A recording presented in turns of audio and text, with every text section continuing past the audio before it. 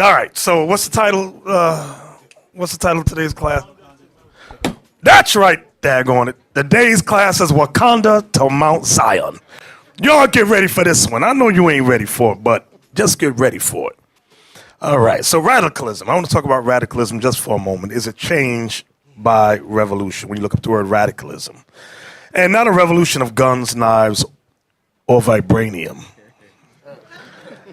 but a revolution of the mind. Malcolm X has said something, I paraphrased it before, and I really liked what he said. He said, revolution knows no compromise. Revolution overturns and destroys everything that gets in its way. This truth that we're in is about revolution. Give me that scripture. Who's reading for me? Oh, it's Ezekiel. Ezekiel. Give me 2 Corinthians 10, please. I'm going to show y'all that. Revolution overturns and destroys everything that gets in its way. There is no compromise. Get that. The book of 2 Corinthians. Now, I'm going to cut these scriptures short because I do want to get on that marriage thing. So I'm just going to go through this thing quick. The book of 2 Corinthians, chapter 10 and verse 3. For though we walk in the flesh. For though we walk in the flesh, come on. We do not war after the flesh. See, brothers, sisters, this war is not after the flesh, meaning a war of guns and knives. It ain't that kind of war. Go ahead. For the weapons of our warfare are not carnal. The weapons of our warfare are not carnal, meaning sinful or man-made. Go ahead. But mighty through God. But our weapons are mighty through God. Come on. To the pulling down of strongholds. To the pulling down of strongholds. Christmas is a stronghold. We got to pull that SH down. Let me tell you that again. Mother's Day is a stronghold. We got to pull that mother down. These things are strongholds. These things must be pulled down. Why? Because they're hindering us from getting the kingdom. Read on. Verse 5. Casting down imaginations. Casting down, the truth of God casts down imaginations. For example, you might imagine that Jesus Christ was a white man. We gonna cast that mother down. You might imagine that Christmas is okay. We gonna cast that down too. Read it again. Casting down imaginations and every high thing that exalted itself against the knowledge of God. And every high thing that exalts itself above the knowledge of God. That's your white man. That's your Philly neighborhood white man. Everything he puts out in the media must be cast down, must be pulled down. Was that it? And bringing into captivity. And bringing into captivity. Every thought. Every thought that we got must be brought into captivity when what? To the obedience of Christ. To the obedience of Christ. Go ahead. And having in readiness to revenge all disobedience. We must revenge all disobedience when? When your obedience is fulfilled. When your obedience is fulfilled. Meaning we can't be hypocrites. We cannot be do as I say, not as I do. It must be do as I say, do as I do. That's how it has to go down. Bishop, yes. Yeah, I didn't see. Get the, what is that, Ezra 7:10? Is it saying the same thing? Saying the same thing. Just pop up in my head. The book of Ezra, chapter 7 and verse 10. For Ezra had prepared his heart to seek the law of the Lord and to do it and to teach in Israel statutes and judgments. Because guess what? His fulfillment of himself, knowing himself, then he was prepared to teach his people. But a lot of y'all brothers who teach class, then you're caught up in some dumb things out here because you don't believe you're a teacher. You don't believe that God weighs you up to teach your people. Then these are the brothers you heard, oh, I didn't know this, I didn't know that. But they're willing to teach other people. You understand? Why not let God use your body for righteousness? You know how dumb they look? You out here preaching Israel. They're watching you on YouTube. They're watching you on class, on Periscope. Now you come up here with your head down. You know how dumb they look? That's so dumb, man. Because what's going on to your head, you don't know what you stand for. You don't know what you're into. Because if you really know what you're into, you would have never be that dumb. Some of our people sitting here, right? Some of online right now. Some of you, where's the camera for the online? Is that one right there? Some of you online right now talking about, I don't care how bad white people hate me. I'm going to love them anyway. I'm just going to love them. Give me Psalms 139, please. You brothers and sisters like that, with your Christian mindset, your white supremacist mindset, you might not want a revolution, But you need a revolution. That's what Malcolm said. You need it bad. You need it yesterday. Give me that Psalms 139, verse 21 and 22. The book of Psalms, chapter 139, verse 21. Do not I hate them, O Lord, that hate thee? Do not I hate them, O Lord, that hate thee? And am not I grieved with those that rise up against thee? And am I not grieved with those that rise up against thee? Come on. I hate them with perfect hatred. Our King David said, I hate them with a perfect hatred. That ain't in the Bible. I know y'all thought that wasn't in the Bible. Some of you probably got that blocked out of your Bible. Now that hate that is taught, it ain't the crazy hate. Let me explain it. Because some of y'all might be crazy, so I got to explain myself so you don't go out there and be Negro. This hate that is talking about, give me Ecclesiastes 7:7, please. I'm going to explain the hate that this is talking about. Come on, Ecclesiastes 7:7. The book of Ecclesiastes, chapter 7 and verse 7. Uh-huh. Surely oppression maketh a wise man mad. Surely oppression maketh a wise man mad. It don't say a stupid man mad. It says a wise man. What does a wise man do when he's mad?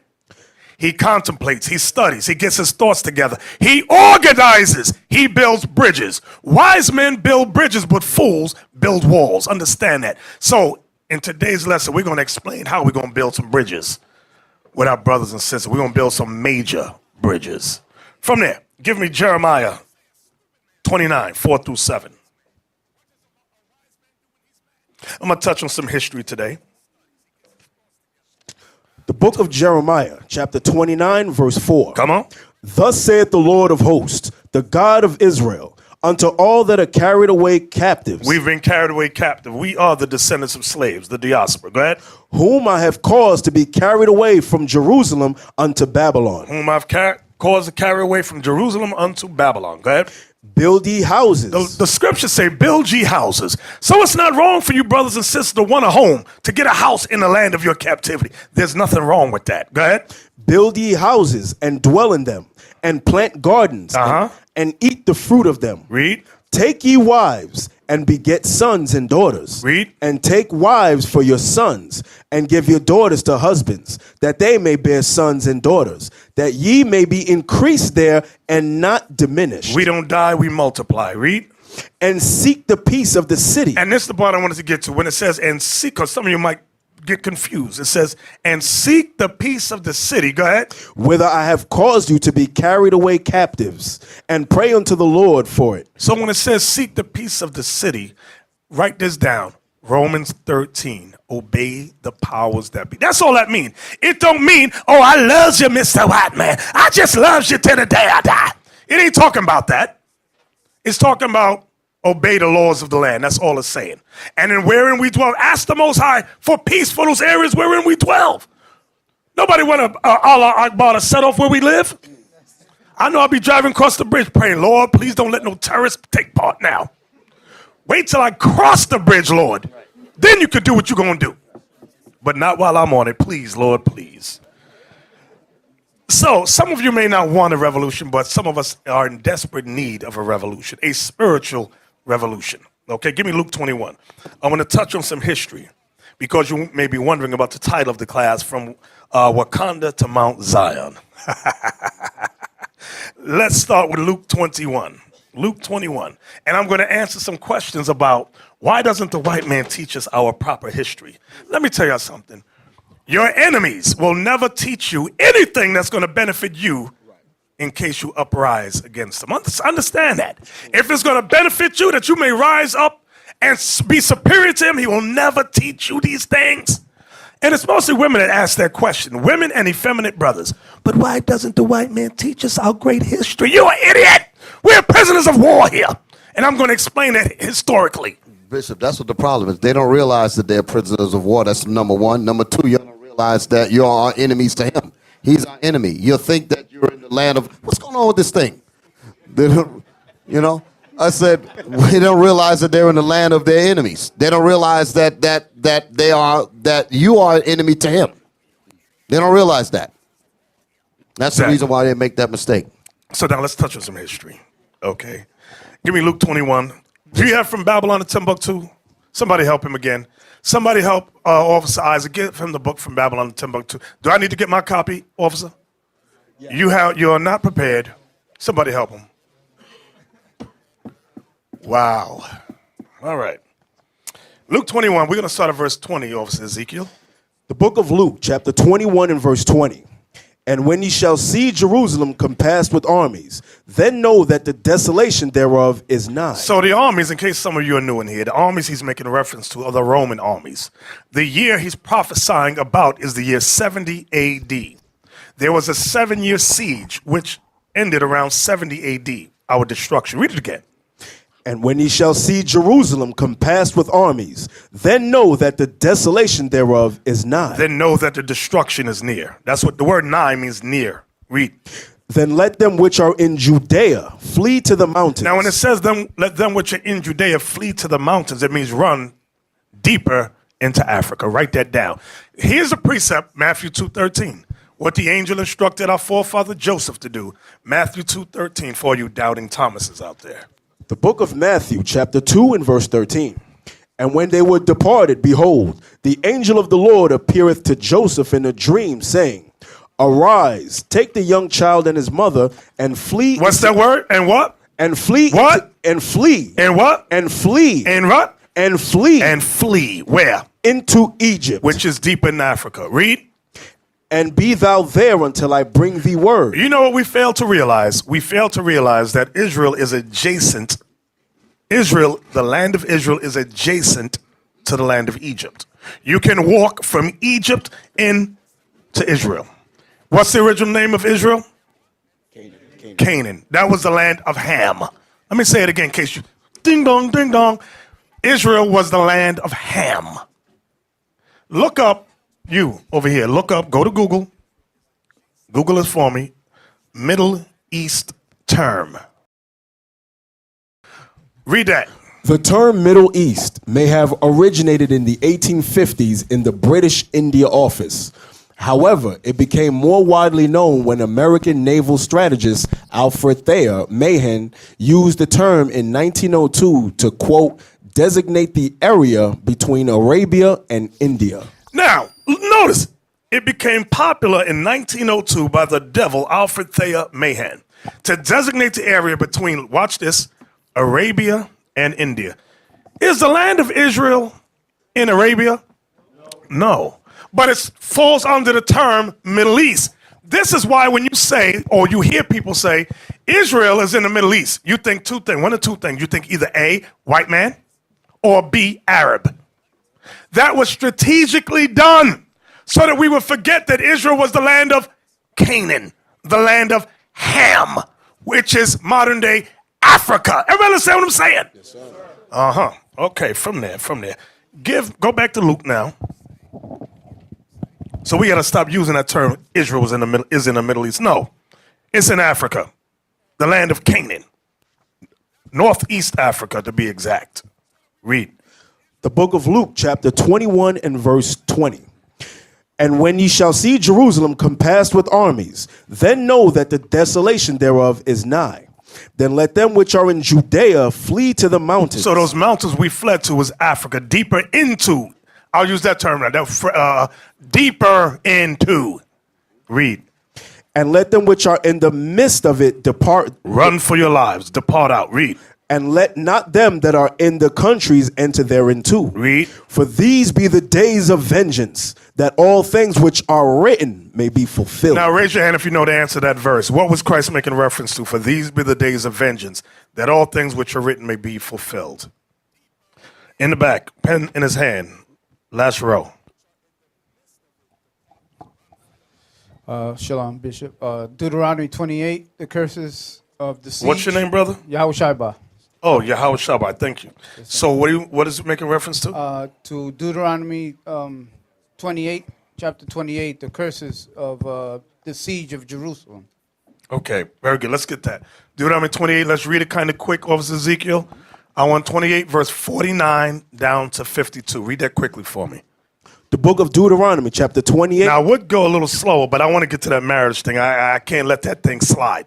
Go ahead. Deuteronomy, chapter 28, verse 49. The Lord shall bring a nation against thee from far, from the end of the earth, as swift as the eagle flieth. The symbol of Rome was the eagle. Read. A nation whose tongue thou shalt not understand. The language they spoke was Latin, Latin, and that's not Spanish. Read. Verse 50. A nation of fierce countenance, which shall not regard the person of the old, nor show favor to the young. They didn't care how old we were or how young. Read. And he shall eat the fruit of thy cattle. This is colonialism. He shall eat the fruit of what? Of thy cattle. Read. And the fruit of thy land until thou be destroyed. Which also shall not leave thee either corn, wine, or oil, or the increase of thy kind, or the flocks of thy sheep, until he have destroyed thee. And he shall besiege thee in all thy gates, until thy high and fenced walls come down. That's talking about 70 AD. Now also, remember, these curses are reoccurring. This also happened. Let me see who's thinking now. When did this same thing happen before? Remember, it's talking about the gates being besieged, and when you keep reading down, we were resorting to cannibalism. That happened in 70 AD, but when else did it happen? On my left, on my left, on my left. Over there, my left, way over here. Shalom, leadership, Brother Job. Brother Job. When the Babylonians destroyed Jerusalem. Correct. When Babylon came and destroyed Jerusalem, they besieged our gates. We were resorting to cannibalism, just like Rome did. So the curses were reoccurring. So put that in mind, in case you meet one of these dumb, stupid Christian apologetics out there. Give me Babylon Timbuktu, page 84, please. The book of Babylon, Timbuktu, page 84. Who wrote this book? The author is Rudolph R. Windsor. Okay, come on.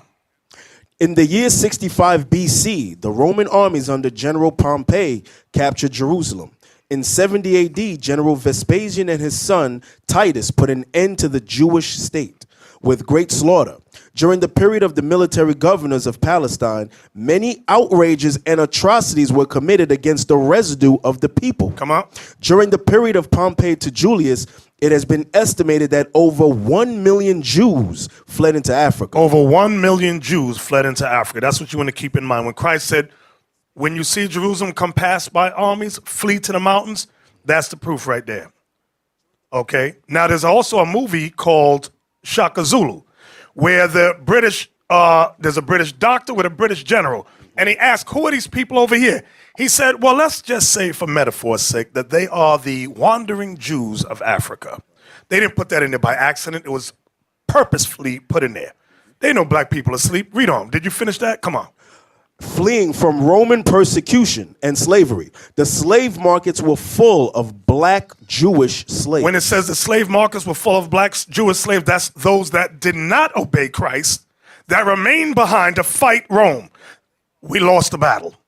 As go back to Luke now, Luke 21. Let's jump down to verse 24. The book of Luke, chapter 21 and verse 24. And they shall fall by the edge of the sword. That's for those disobedient Israelites that said, no, we have a chance. We can beat Rome. It says they shall fall by the edge of the sword. Read. And shall be led away captive into all nations. And to you Israelites that they did not kill, that got captured, you were led away captive into all nations. Read. And Jerusalem shall be trodden down by the Gentiles. And Jerusalem shall be taken over by the white man. Read. Until the times of the Gentiles be fulfilled. Until the times of their rulership be finished. So now, from there, give me Revelation 12. So what I'm explaining our entrance into Africa. We've always been in Africa. Let me stop wording it like that. Our history going deeper into Africa. Revelation 12. Which verse? 14. The book of Revelation, chapter 12 and verse 14. Let me look at it. Read verse 1. Verse 1.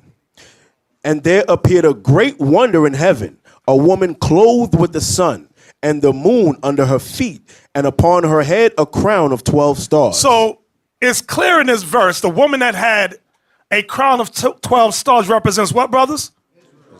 The 12 tribes of Israel. That's what those 12 stars represent. When it says she was clothed with the sun and the moon under her feet, that represents light.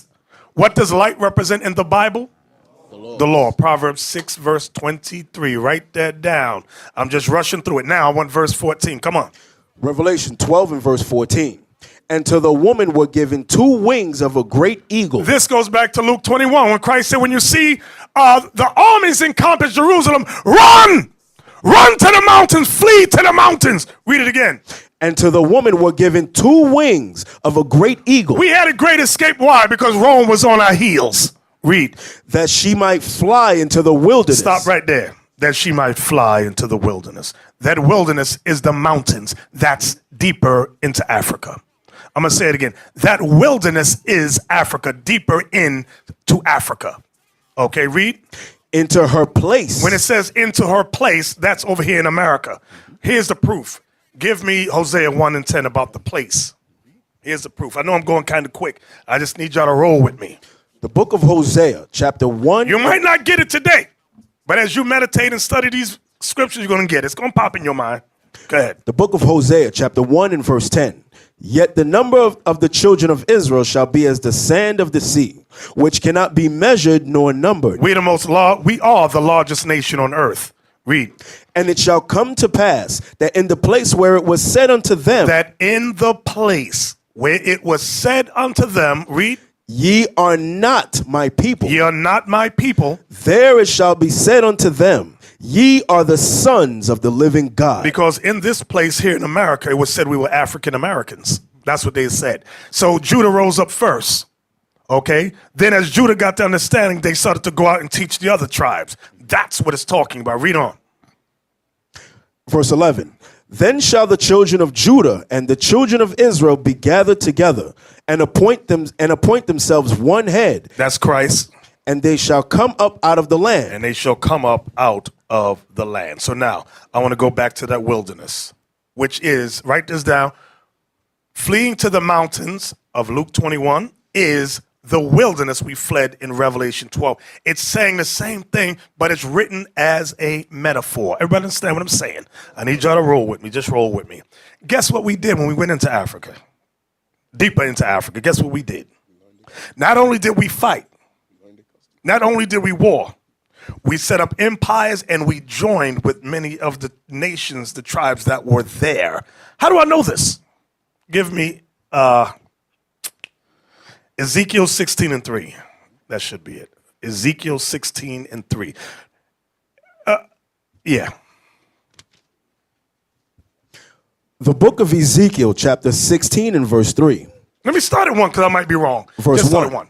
Yeah. Again, the word of the Lord came unto me, saying, Son of man, cause Jerusalem to know her abominations, and say, Thus saith the Lord Here God come. unto Jerusalem, thy birth and thy nativity And thy birth and thy nativity is of the land of Canaan. is of the land of Canaan. Remember, you got to know the history now. When we entered the land of, hold that. Give me Leviticus. I think it's 18 and 2. I think. Find it for me. You know what I want? That's it, yes, sir. Yes, sir. Okay. Thy birth and thy nativity is of the land of Canaan. Watch what the Lord warned us about. The book of Leviticus, chapter 18 and verse 2. Speak unto the children of Israel and say unto them, I am the Lord your God. After the doings of the land of Egypt, After the doings of the land of Egypt, where we came out, come on. wherein ye dwelt, shall ye not do. So he said, don't follow the customs that you came from Egypt. Don't keep those customs. Read. And after the doings of the land of Canaan, whither I bring you. And you're about to go into another part of the land of Ham. It's called the land of Canaan. Don't what? Go ahead. Shall ye not do. Shall you not do? Is that the whole verse? Neither shall ye walk in their ordinances. Neither shall you walk in their ordinances. Now guess what? When you read on and let's say you get to the book of Judges. When you read about our forefather Samson, he saw a Philistine young lady. He said, she looked good. I want to marry her. And in our minds, I'm going to show you something. We have such a Eurocentric mindset that when we think about the history of Samson and our forefathers, we think of the white man's movies that they put out, which is so Eurocentric. You better really think about the way Africa was back in the day. Now, they wasn't all that unga bunga shooting Tootsie with the straw and all that. They had some class back then, but they was still, give me some nice words. They were somewhat civilized, but what we think of beauty, we think of the European look. That's why mother and father said, why don't you marry a daughter of your own people? He said, Daddy, I want her. But her nose is what I want her. Her lip is dragging the floor. I want her. She got tribal scars. I want her. Right, he wasn't listening to counsel. So the thought of beauty is not what we are thinking today. You know how brothers, y'all be thinking about the hair weave and all that? No, our fathers didn't think about no damn hair weave back then. Let me leave y'all alone. Give me Ezekiel 16. Ezekiel 16. I saw women clenched up in their seat when I said that. He's about to go in on us. I ain't going to mention now. Come on. The book of Ezekiel, chapter 16 and verse 4. As for thy 3. Verse 3. And say, thus saith the Lord God unto Jerusalem, thy birth and thy nativity is of the land of Canaan. Watch this. Thy father was an Amorite. He's insulting us. Your father was an Amorite. And thy mother an Hittite. And your mother was a dusty Hittite. God is insulting us, saying, he's telling us we took on the culture, the customs of ancient Africa. That's what he's saying. And that's what we did. This is why when you read the textbooks, you read about the slaves that went to Puerto Rico and Haiti. What did we bring? What did our people bring with them? African customs. Voodoo and all that other Shango and Eligua and all that. Where did we get that from? Africa. Well, that's where we got all that stuff. The dancing with all that stuff we took from then. So now, watch this. Give me the book, Jewish Diaspora. Put it on the screen. I want the cover. It says Jewish Encyclopedia, something like that. Come on. I know somebody's online saying you can't prove what you... I already did it in the Bible. Now I'm going to go to a secondary source. Well, actually, we went to a secondary source with Babylon and Timbuktu. Now we're going to a third source. Come on, brothers. You see the cover right there. Now, when you walk into a bookstore, you'll see a book like this and walk on by. You will not think of opening this book because you got two devils, Edomites, on the cover. Encyclopedia of the Jewish Diaspora, Origins, Experiences, and Culture. This is volume 2. Now we want to go inside the book and see what the quote-unquote rabbinic scholars or Jewish scholars wrote. When you open the book, it says Africa, Jews in Africa. Now I want to go down to the highlighted part and see where they begin. Right there. Can you read that? Yes. Ezekiel. Yes, sir. Jerusalem fell in 70 CE, and zealots fled to Egypt, where they fomented a Jewish revolt, capturing large parts of the countryside, but not any urban areas. The Romans suppressed these uprisings during the Great Revolt of 115 to 117 CE. So I thought it was interesting that they started there. Okay, to go into that. Now, that history that we're reading about in Luke 21. Now, give me the next page. Go down to the bottom. Right there. A number of groups throughout Africa claim historical links with the Jews. Go ahead. The most feasible claim is that of the Beta Israel of Ethiopia. Read. Recognized by the Israeli government as Jews in 1975. Jump down to the next paragraph that's highlighted. The Lemba live in Transvaal in southern Africa. Okay, from there, give me the next page. So I thought when I opened it, and I thought this was interesting, how they're not talking about themselves, because I thought it would be talking about them initially, but it's talking about the blacks. Let's zoom in on that top part. Read that. Jews in Africa. In Mali, several thousand people in Timbuktu claim some form of Jewish ancestry. Moors and Jews fleeing persecution in Spain migrated south in the 14th century to Timbuktu. Now, we're going to talk about Spain in a moment. Notice it says fleeing persecution in Spain. That's during, what was that called? The Spanish Inquisition. Go ahead. But now we're going to find out how they got to Spain. Keep on reading. part of the Songhai Empire. See, remember I said we had set up empires. When you read about that great empire, the Songhai Empire, those were Israelites. It's telling you those were Jews that they called Moors. Go ahead. And this book is not for us. We'll be in a store, we'll go, la-da-da-da-da.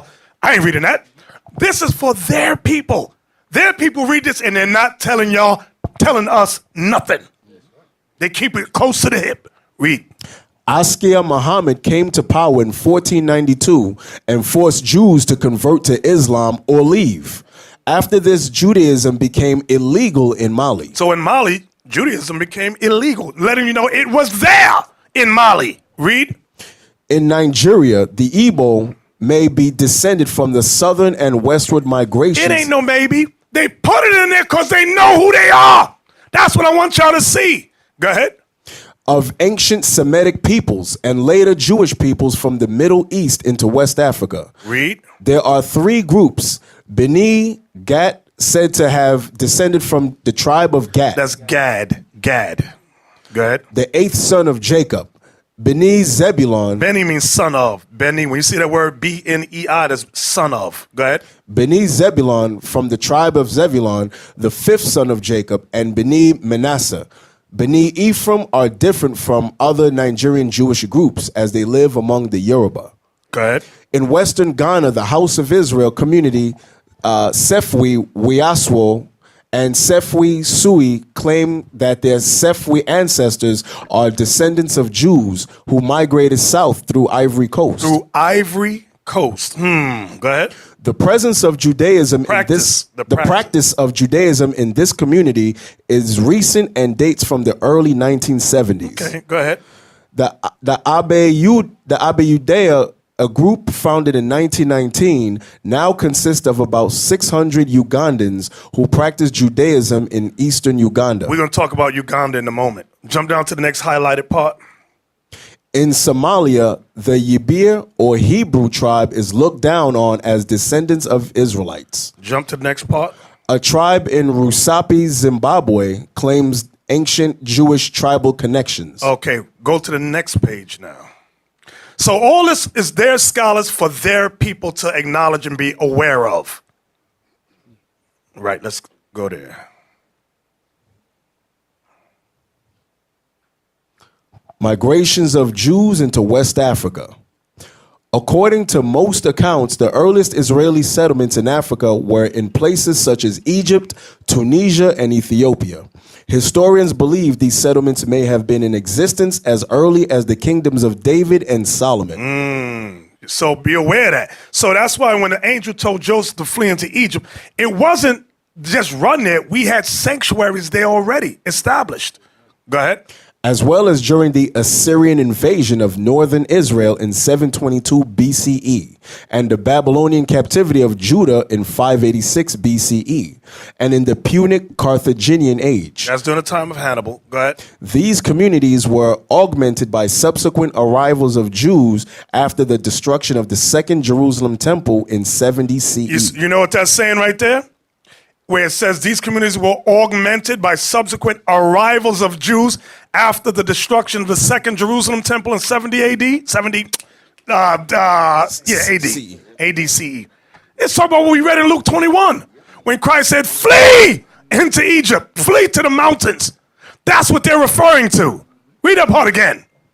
This gives me goosebumps. These communities were augmented by subsequent arrivals of Jews after the destruction of the Second Jerusalem Temple in 70 CE, when 30,000 Jewish slaves were settled throughout Carthage by the Roman Emperor Titus. So they know our history. We don't know our history. Was that the last page? Okay. You know, I like the top part. You see where it says about the legend of Beni Musa? It tells you what the word Musa means. Son, it says sons of Moses. You heard of, what's that king, the most richest king in Africa? Mansa Musa. His name Musa is Moses. I just thought it was, you know. Anyway, read the highlighted part. Migrations into sub-Saharan Africa. In later centuries, Jews are believed to have settled in Western Africa during the height of the Songhai, Mali, Ghana, and Canaan-Bornu empires. According to the accounts from They explorers, know that all these empires were Israelites or Jews. So they'll put a word like believed to. No. They put that in there for their people to be aware of. Read. according to the accounts from explorers of the region, several Wait. According to the accounts from the explorers of the region, go ahead. Several powerful Jewish families of the Songhai Empire were of Jewish origin. Boom. Go ahead. Until Askia Muhammad came to power and in 1492 decreed that all Jews either convert to Islam or leave the region. So this is the history of our people when we fled into Africa. Read that next highlighted part. Established a local Jewish community between Mali and northern Nigeria. Some accounts place West African Jewish communities in the Ondo forest of Dahomey south of Timbuktu. In the 1930s, these groups still maintained a Torah scroll written in Aramaic. Aramaic is not talking about this Hebrew we all be seeing today. This is the old language. Go ahead. That had been burned into parchment with hot iron instead of ink, so it could not be changed. Go down. Let's see, was there more? Okay, was there another page? No? Okay, let's go out of there. Give me the book of Zephaniah. So we proving our points, brothers, are we not? Yes, sir. You better believe it. Give me Zephaniah 3 and 10. The book of Zephaniah. That's why when I saw the movie Black, I didn't bug out. Brothers, but look at the plate in the lip. I said, he got a plate in his lip. I guarantee you check back from that tree far enough, you might have a plate in your lip too. And a bone through your nose. Read that, Zephaniah 3:10. The book of Zephaniah, chapter 3 and verse 10. From beyond the rivers of Ethiopia, my suppliants, even the daughter of my dispersed. The daughter of my dispersed means the daughter of my scattered. Dispersed means scattered. Was that the whole verse? Shall bring mine offering. Now, watch this. Watch this. Pull up the map. So here's a map of Ethiopia, right? And you see several of the rivers there. The capital of Ethiopia is Addis Ababa. And if you can see that above the words Addis Ababa, you can see the Blue Nile. Okay? You also have the, I can't pronounce it. If y'all know how to pronounce it, y'all help me out there. Yobelo River, bottom. You got the Dulo. You got the Shabeli. What? Y'all know I mess it up. Negele? Whatever. You got the Awash, and you got Lake Tana over there. So now, give me the next map. So I'm just showing you in conjunction with the scriptures, then I'm going to show y'all something. Give me the next map. Okay, this is the Blue Nile River. Blow it up big. I want us to be able to see it. Now you see in Ethiopia on my right, you see Addis Ababa, which is the capital, and you see in dark blue, that's the Blue Nile, and how it goes out of Ethiopia towards the Sudan, and it connects with the Nile River system. You see it in yellow, and it goes all the way down.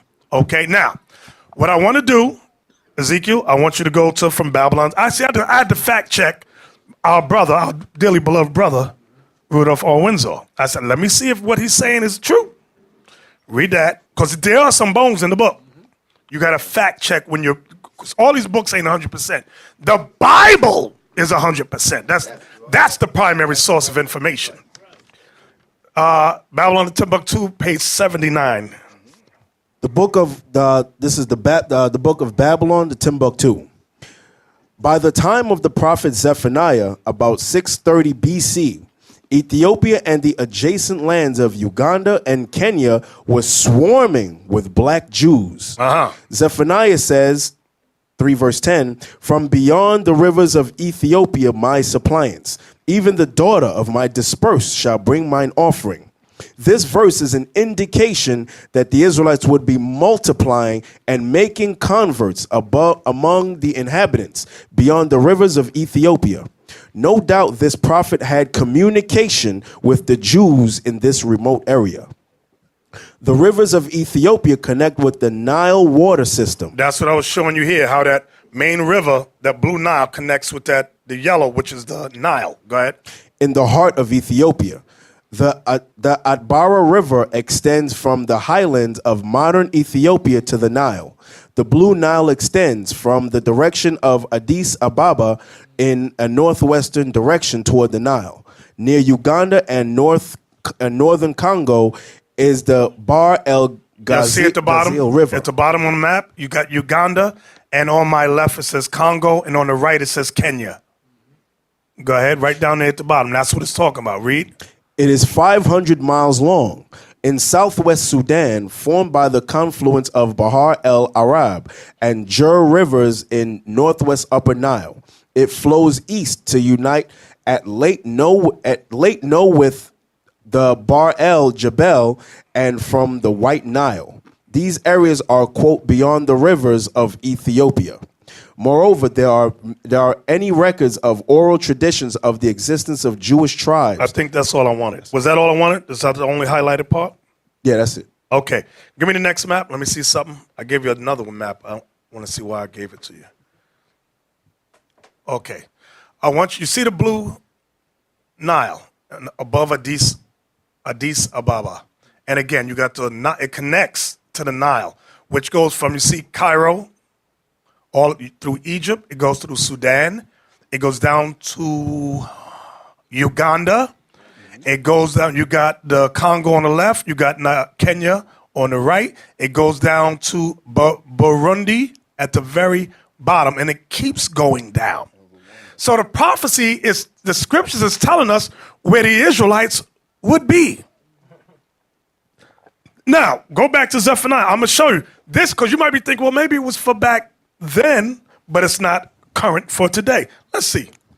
Zephaniah chapter 3 and verse 10. From beyond the rivers of Ethiopia my suppliants, even the daughter of my dispersed shall bring mine offering. In that day shalt thou not be ashamed for all thy doings, wherein thou hast transgressed against me. For then I will take away out of the midst of thee them that rejoice in thy pride, and thou shalt no more be haughty because of my holy mountain. Which is Israel. Read.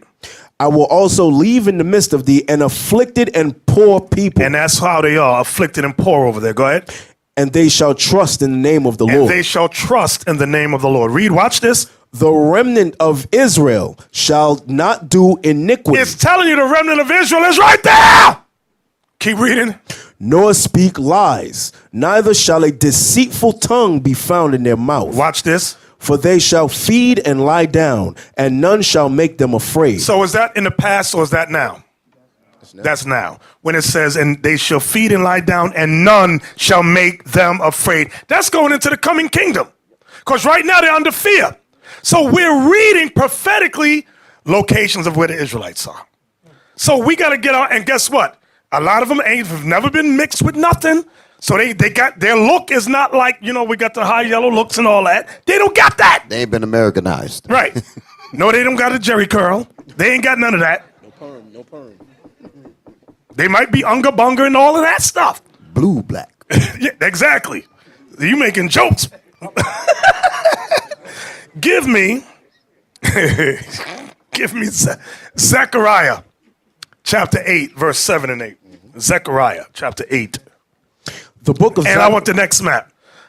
Go back to the maps. There's another map I sent you. It shows two sides. Hold on. Let me get this map. X side, I don't want this no more. On it. I'm sorry. Go back. I forgot something. I wrote it down. Go back to that. Yeah. When you keep going down on that river, I wrote it down because it was not on that map. Where is it? Dag. Oh, I got it right there in my Bible. I wrote it down. It goes through from Egypt, Sudan, watch this, Tanzania, Uganda, Kenya. Dag, my handwriting's like chicken scratch. Rwanda down to Zaire, Z-A-I-R-E. You heard about Rwanda? Goes all through there. So we'll look at them and go, who the hell are them Hamites? The Bible is saying the remnant of Israel is there. Give me I don't know. Over here, I want the next map. So that mean Bishop. That's where we go to gather. We're going to go there and gather. Oh, then you better believe that. Give me the next map. I sent you a map. It's on the group me. Right there. Blow that big. Now give me Zechariah 8, 7 and 8. The book of Zechariah, chapter 8 and verse 7. Listen good.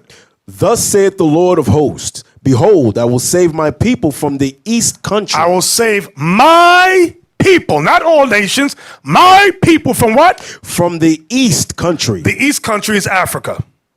The east country is Africa. And yes, some of us in Europe too. I'm not denying that, but I'm saying it's talking about Africa right there. Read. And from the west country. The west country is the continent of the Americas right there. That's the east and the west. The east country and the west country. That's what it's talking about. Read. Verse 8. And I will bring them, and they shall dwell in the midst of Jerusalem, and they shall be my people, and I will be their God in truth and in righteousness. Now, what you going to do about that? What you going to say about that? Now, give me Revelation. Now that have we been proving our points, brothers and sisters? You better believe it. That's why I said Black Panther. It didn't piss me off. I got excited. I said, you know what? Because Esau got so much pride, he'll put it out. Yep. That's what He'll just put it out and piss everybody off, and everybody's saying this and saying that. I'm just thinking about the word of the Most High. I said, you know what? too many people don't do. We're going to use this to God's advantage. That's all we're going to do. Watch this. Revelation 11. Verse, and we're going to start at, and I want you to roll with me on this. Watch this. Revelation 11. I'm going to show you something. No, Lava, that's not what I want yet. Not yet. When you read Revelation 11, okay, Lava yells out 1 through 6. Okay. When you read Revelation 11, 1 through 6, listen good what I'm saying. I want you to look at verse 3. The book of Revelation, chapter 11 and verse 1. And there I said verse 3. Verse 3. Don't listen to Lob, listen to Bishop. And I will give power unto my 2 witnesses. Stop. I want you to underline my 2 witnesses. Now, Christian commentaries say that in the last stage, you got 2 old, crippled white people running around saying things. That's not talking about 2 old, crippled white people. I'm going to show you. When you read about the 2 witnesses, it goes into the law and the testament because it gives you an example of Elijah and Moses. But it's not talking about Elijah and Moses. It's talking about the 2 kingdoms of the nation of Israel. I'm going to prove it to you. So in verse 3, you read about my 2 witnesses. Now, I want you to jump down to verse 10. Verse 10. And they that dwell upon the earth shall rejoice over them and make merry, and shall send gifts one to another, because these 2 prophets. Stop. I want you to underline that. 2 prophets. It went from 2 witnesses to 2 prophets. Now watch how it changed next. Go to verse 13. Verse 13. It's going to really explain who the 2 witnesses, the 2 prophets are. And the same hour was there a great earthquake, and the 10th part of the city fell. And in the earthquake were slain of men 7,000. And the remnant. And the what? And the remnant were affrighted, and gave glory to the God of heaven. Notice this, what is it calling them there in that verse? Remnant. The remnant. The remnant of Israel. So the 2 witnesses are the 2 prophets is the remnant of Israel. Now, let's jump back up to verse 7. Revelation chapter 11 and verse 7. Write this down. Now, write this down. From verse 7, we're going to read about Renaissance, 1492. Transatlantic slave trade. Write that down. Revelation chapter 11, verse 7 begins 1492, the Renaissance. Watch. Revelation chapter 11 and verse 7. And when they shall have finished their testimony, The Israelites, the remnant, go ahead. the beast that ascended out of the bottomless pit. Now you read that word beast and get confused. Who's the beast? The beast is still talking about men. Give me the Ecclesiastes.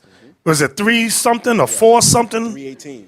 3:18, thank you. Get that. For you new brothers and sisters, let me help you out with the word beast.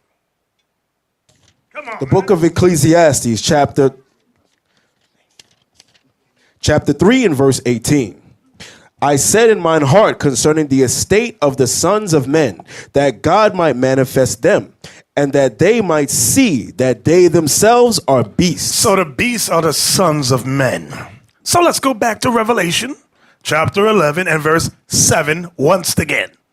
Revelation 11 and verse 7. Watch this. And when they shall have finished their testimony, When the Israelites have finished their testimony, The beast that ascendeth out of the bottomless pit. The white man that ascendeth out of Europe, that's the bottomless pit out of Europe. Go ahead. The cave, let me be more specific. The caves of the Caucasus Mountains of Georgia, Russia. That's the bottomless pit. Read. Shall make war against them. They made war against us, and what happened? And shall overcome them and kill them. They destroyed us. I'm going to show you all that with some proof. Everything we say today, I'm going to prove it to you. They made war against us during the time of Renaissance. They overcame us. They got us in Spain, Rome, Constantinople. The last place they got us was Russia. They got us even in Africa, because those of us that fled from Spain and Portugal and Constantinople, those of us that escaped fled back to Africa. Let's read on. I'm going to show you all that. Go ahead. And their dead bodies shall lie in the street of the great city. And their dead bodies shall lie in the street of the great city. Now, they are not physically dead, but they are spiritually dead. But I'm going to read the whole verse so I'll explain what I'm saying. Go ahead. And their dead bodies shall lie in the street of the great city, which spiritually is called Sodom and Egypt, where also our Lord was crucified. The great city is making reference to, first and foremost, is Babylon the Great, which is the United States of America. Write that down. How do we know that? Because hasn't America passed same-sex marriage? That's why it's called Sodom. Pull up Canada. Find me Great Seal of America. On a dollar bill. Type in Seal of America dollar bill. Now, read the verse again. Revelation 11 and verse 8. And their dead bodies shall lie in the street of the great city, which spiritually... Stop. Which spiritually, not literally, but spiritually. So this place is not literally Sodom or Egypt, but it's spiritually called Sodom and what? And which is spiritually called Sodom and Egypt. And Egypt. Why? If you look here on the screen, many of you have a dollar bill, you'll see the Great Seal. Under it says, notice it says the Great Seal. What is it? It's an Egyptian pyramid with the all-seeing eye of Ra on top. At the bottom, we got Roman numerals, which is 1776. That's when it was established. Under it, it says Novus Ordo Seclorum, New World Order. On top of it, it says Annuit Coeptus, our enterprise success. That's what it's talking about. So they know. Now type in Washington Monument. Show you how this place is spiritually called Egypt. They know that this place is spiritually Egypt. You got an actual Egyptian obelisk as the Washington Monument. That's a real Egyptian obelisk that they stole from ancient Egypt and set it here in Washington, D.C. So let's go back now. Revelation 11 verse 11 and 8. Verse 8. And their dead bodies shall lie in the street of the great city, which spiritually is called Sodom and Egypt, where also our Lord was crucified. Type in Jesus. Right there. That's what it means when it says where also our Lord was crucified. His image was crucified as a black man. They changed it.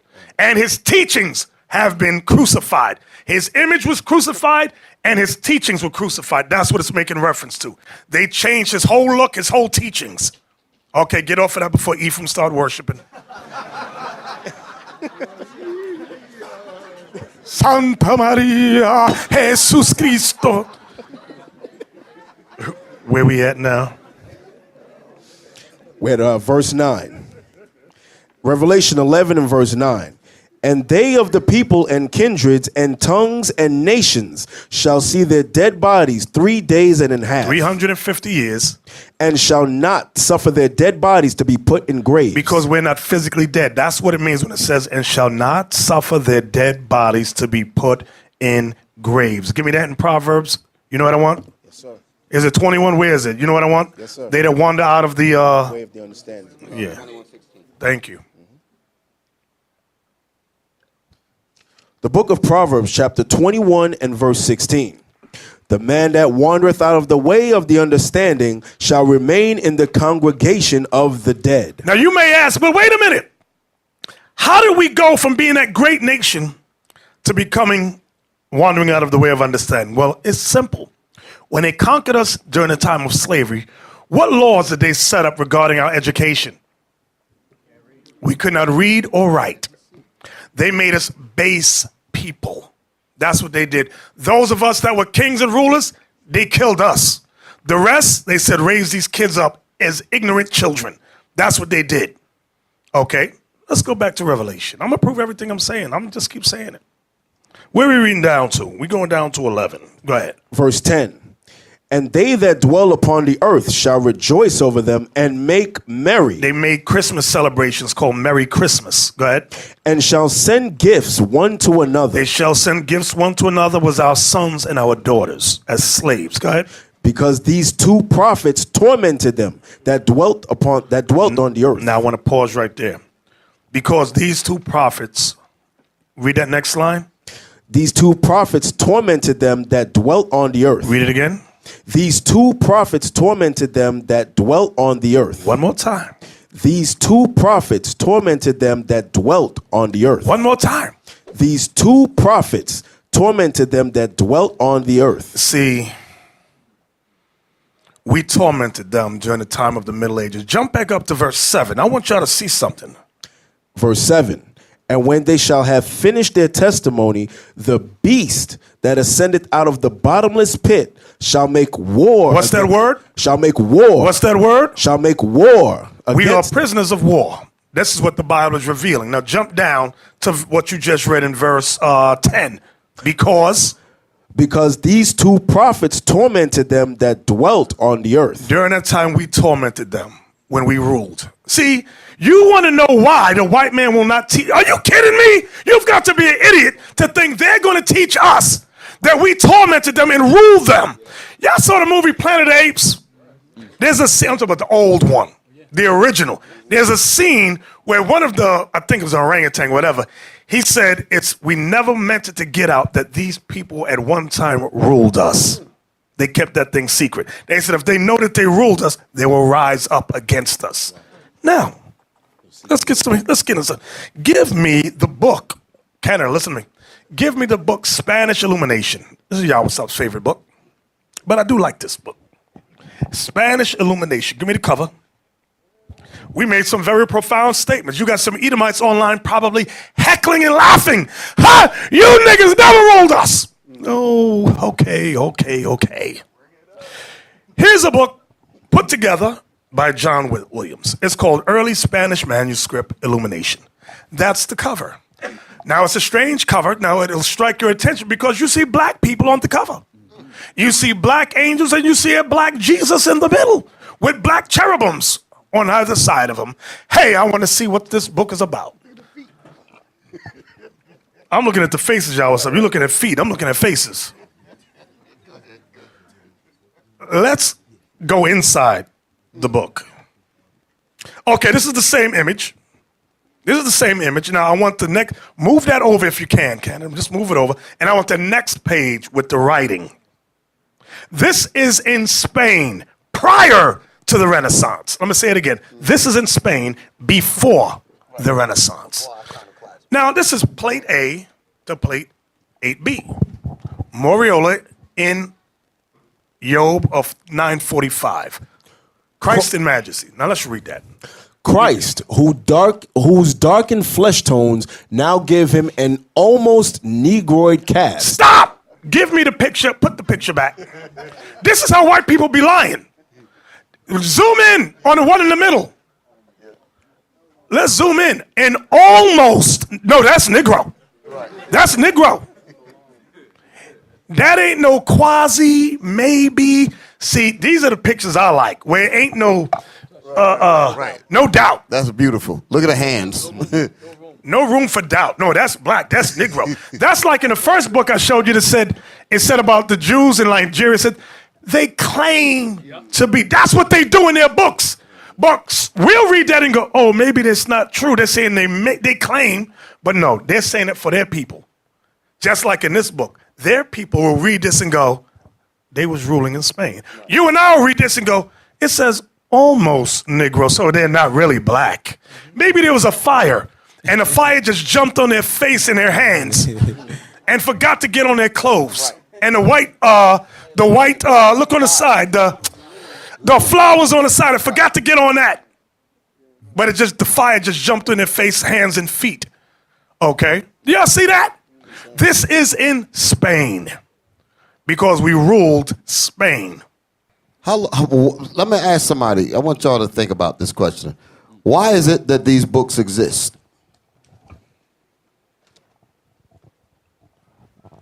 Bishop already said it, so this should be easy. This shouldn't take a minute. Just be Shalom, very quick. leadership, Brother Yair. Shalom. These books exist to edify the our enemies' children, so they know their history and our history as well, but not to teach us. Yeah, you said it. I'll make it more clear. Say it again. I want to make sure that they understood exactly what you said. It sounded like you were saying two things at once. These books are made for the edification of our enemies and their children. Made for the edification of our enemies. Right. Yes. And their children. Yes. Edifying them to what? Who they are and who we are. What's the purpose of doing that? So they can keep themselves in control of us.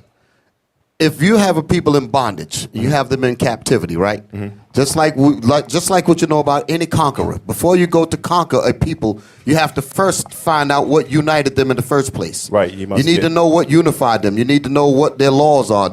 Everything about them, you need to capture that information because that is the glue that unifies the people.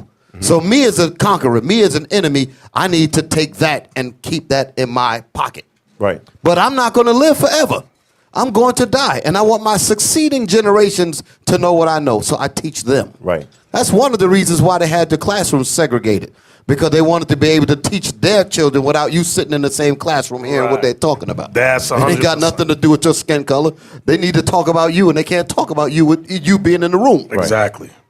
And you know another thing about this in Spain, because when you hear about the term Moors, that's why I always say the term Moors, it's a generic term which simply means blacks.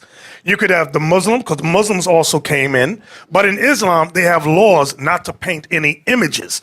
So the ones that painted these images were not Islamic at all. No. They were Jews, they were Israelites, they were Christians, okay? That's who these were. Let's go out now. Yeah, you know, Bishop, like you just said, these are code word for their children. Mm-hmm. Like when you see the word maybe or suppose, or claims, these are code word. Because if you put something claims, you have to say what is claim to. What the hell are you talking about? Mm-hmm. But they put those words there is code word for their people. When they're reading it, they're like, pretend or claim. They're talking about that guy is black. Mm-hmm. You understand? These are code words. When they read those code words, that's like, they meant they're not for the Negroes to pick this up. Right. That's for us. Don't pick this up. Give me the next picture. X out of this. I want the next one.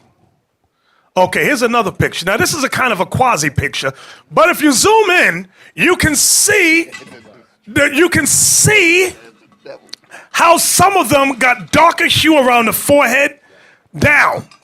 Now, I want you to move over. I want to see who this is. Just move over. Canada, move over. I can see that. Can y'all see that they're black? I see that they're black. Look at some of the face tones. But now watch this. I want you to close it down. Don't leave it. But I want the next page, Canada. The writing about this. Now y'all see the golden helmet, right? Y'all see the gold helmet on that guy with the spear in his hand, the shield. You got an army on one side and an army on the other side. Let's move over. Give me the next page. Yes. Let's see who this is. Plate 9A. Leon Bible of 960. It says, the Philistines stood on a mountain on the one side, and Israel stood on a mountain on the other side, and there was a valley between them. And there went out a man baseborn from the camp of the Philistines named Goliath of Gath, whose height was 6 cubits and a span. And he had a helmet of brass upon his head, and he was clothed in a coat of mail with scales. And the weight of his coat of mail was 5,000 sickles of brass. And he had greaves of brass on his legs, and a buckler of brass covered his shoulders. And the staff of his spear was like a weaver's beam. And the Philistine said, I have defied the bands of Israel this day. Give me a man and let him fight with me hand to hand. 1 Samuel 17, 3-10. Go back to the picture. There you go. Let's see the whole thing. You one side you got the Israelites, the other side you got the Philistines. Look how similar they look. In the sense that you got Goliath of Gath. Do y'all see this? This is Black beautiful. people. Wow. Black I don't think it hit people. them, Bishop. It didn't hit them. It didn't hit them. Y'all still mowing it around your head. This is what you just saw on the screen. It just Let me help him out there. Zoom in the back to the military, the army. Zoom in. Zoom in on the faces. Yeah. Y'all don't see them black skin back there? What is wrong with y'all? You should rejoice over this stuff. Right. So not only do we go to the Bible, we got reference, we got proof. See, this is why we can't waste our time arguing with the Christian apologetics. They'll look at that and go, that's a lie. It's a lie, though. It's not true. Look. Some of them are white. Right. No. You can see how they tried to water it down. That's what I want y'all to see. That's what you can see. Look. That's how they begin to whitewash things. They take some of that color out. And they got a lot of books that show when they went in there and tried to wipe them down. I know you didn't bring them all, Bishop. You got plenty of them. I've seen them. I ain't bring them all. But that's supposed to be, look at the helmet of brass. And they got Goliath with a beard on his face. That's funny. Okay? And a big spear in his hand. Okay? So now go, give me the next page. Give me the next. I think I have something else. Give me the next page.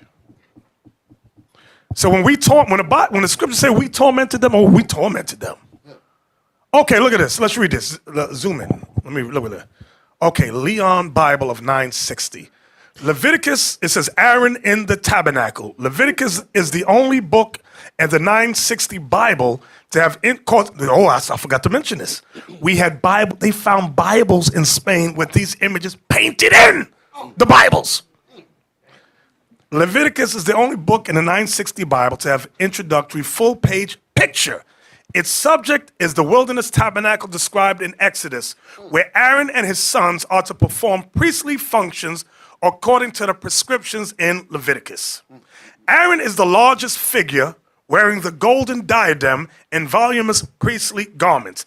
He reaches forward to anoint the horns of the altar with the blood of a calf as his sons join in the ceremony. Let's go to the picture now. Go over. Come on, Canada. We want the image. That's it. Aaron is the largest figure in the temple. Let's zoom in. Let's zoom in on Aaron. I want y'all to look at the black man with the big fro right there. Do y'all see that? And you can see they tried to whitewash him too. Zoom in some more so they can really see it. And look at the sons of Aaron, black. Do y'all see this? This is a Bible they found in Spain. This is inside the temple. Black people, go to the ones on the out. Look how black them two in the middle down there. Look down there. Look at the hands. Right. Look at the feet. Look at the big black feet. Is there some people on the outside of in the court? Go over. Up to the right. Yeah, go up. Okay, there's some more. Look at the hands. Look how the hands don't really match the faces. Right. You can see how they touched up this stuff. Y'all know they did that during the iconoclasm period, right? Yes. They went in like during Europus. They went in there and whitewashed down the pictures. Let's go out now. Give me the next page. Right, look at the feet. Some of them got two white feet there. They got black in the center. Give me the next picture. Next page. Okay. You can zoom in there. Well, actually, give me the wording for this so we can see what we're looking at. Give me the wording. Okay. It says, plate 20, heavenly Jerusalem. And he took me up in spirit to a mountain great and high, and showed me the holy city Jerusalem coming down out of heaven from God. And it had a wall great and high with 12 gates. On the east are 3 gates, on the north 3 gates, and on the south 3 gates, and on the west 3 gates. And the wall of the city had 12 foundation stones, and on them 12 names of the 12 apostles of the Lamb. And the city stands 4 square, and its length is as great as its breadth. And he measured the city with the reed, and the foundations of the wall of the city were adorned with every precious stone. And I saw no temple therein, for the Lord God and the Lamb are the temple thereof. Go back to the picture now. Bam. On the east 3 gates, on the north 3 gates. Look at them. Black children of Israel. Y'all see this? And it is exactly as the scripture was saying, because it's making the point that it's a perfect square. That's why it says the breadth is equal to the length. Black people. And you can see they tried to water them down. I see it crystal clear. But I can see the differentiate with the hands, the feet, the face. I see they tried to touch him up. So you got Judah at one gate, Benjamin, Levi, Ephraim, Manasseh, Gad, Simeon, so forth and so on. Black men with Christ and a father in the middle. Y'all see that? Wow. Give me the next one, if there's another one. I don't know if there was. You know what's amazing about what you're going over, Bishop? Our people, and we are fans of education, don't get me wrong. But you can't pay for this kind of, you go to all your prestigious university with all them books, and all the like the stuff that we reading, and they will show you none of this. And you're paying all kinds of money. Here we are, we're bringing the information out crystal clear. Books from Harvard, some of the books that you got up here come out of Harvard, Yale, Oxford University, all books like that. And some of y'all sit here and play games. Right. Hear all of this information, hear all of this knowledge, and you just go back out there and become nothing. I don't understand the Negro. Like that dude that ran out of here and joined the unapologetic community. Stupid Negro. Dumb as hell. Okay, here's plate 15 of 16.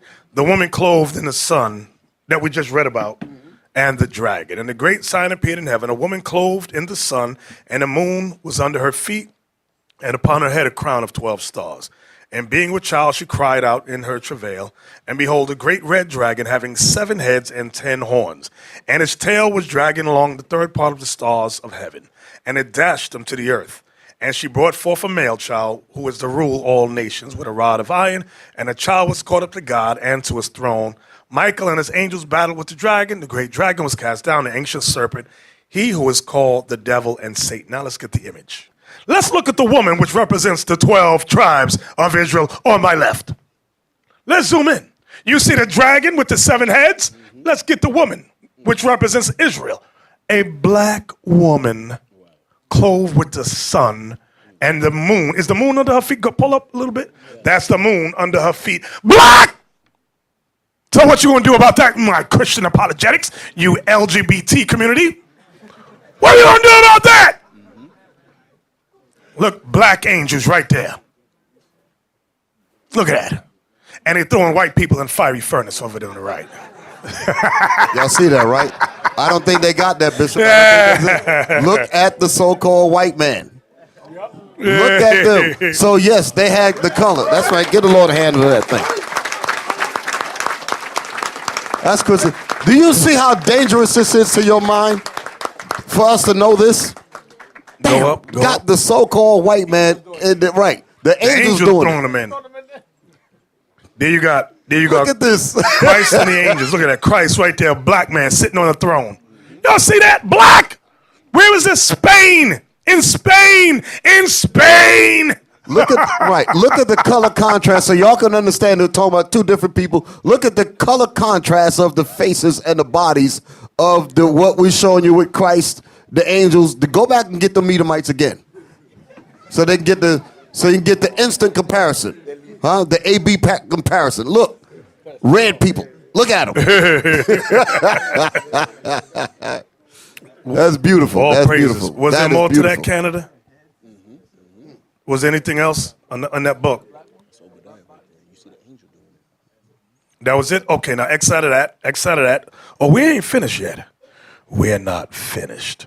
Give me image of the black. You know I love this book. You can X out of all that. I want image of the black. That was some good stuff right there, brothers. Oh, yeah. Can I get a witness? All praise to the Most High. Go ahead, Bishop.